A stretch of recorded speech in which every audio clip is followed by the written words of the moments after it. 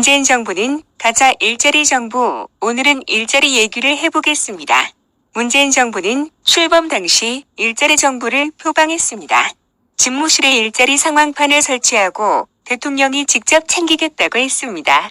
하지만 최근 드러나고 있는 현실을 보면 문재인 정부는 일자리 창출 정부가 아니라 일자리 파괴 정부라고 말하는 게 옳습니다. 최근 정부가 발표한 통계를 보면 올해 10월 기준으로 지난 1년간 일자리 수가 늘었습니다. 적어도 겉으로만 보면 그렇습니다. 그러나 문제는 늘어났다고 하는 일자리 대부분이 시간제 아르바이트와 공공 일자리라는 사실입니다. 실제로 한 해 동안 주 36시간 미만 취업자 수가 1,084만 명으로 무려 521만 4천 명이 급증했습니다. 거의 2배 가까이 늘었습니다. 그뿐만이 아닙니다.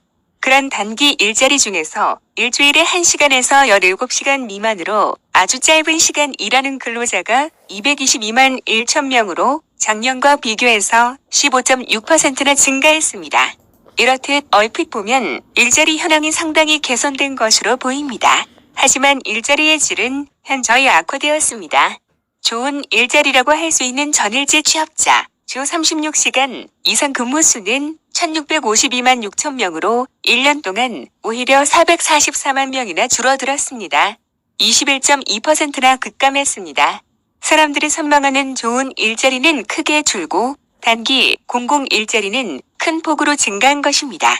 이것이 일자리 정부를 표방한 문재인 정부의 진짜 성적표입니다. 일자리 화장술 자화자찬으로 일관한 문재인 정부의 민낯입니다. 도대체 무엇을 어떻게 했기에 천문학적인 혈세를 투입하고도 이토록 처참한 결과가 나왔는지 묻고 싶습니다. 이런 결과가 나오게 된 것은 문재인 정부가 일자리 문제를 실질적으로 개선하기 위한 구조적 처방을 하지 않고 국민에게 홍보할 통계 숫자 늘리기에만 급급했기 때문입니다. 당장의 통계 결과만을 의식해 국민 혈세를 쏟아부어가면서 가짜 일자리를 늘렸기 때문입니다. 이렇듯 문재인 정부는 청년들에게 소득에도 커리어 형성에도 크게 도움이 되지 않는 일자리를 강요합니다. 미래 세대의 성장을 가로막고 있습니다.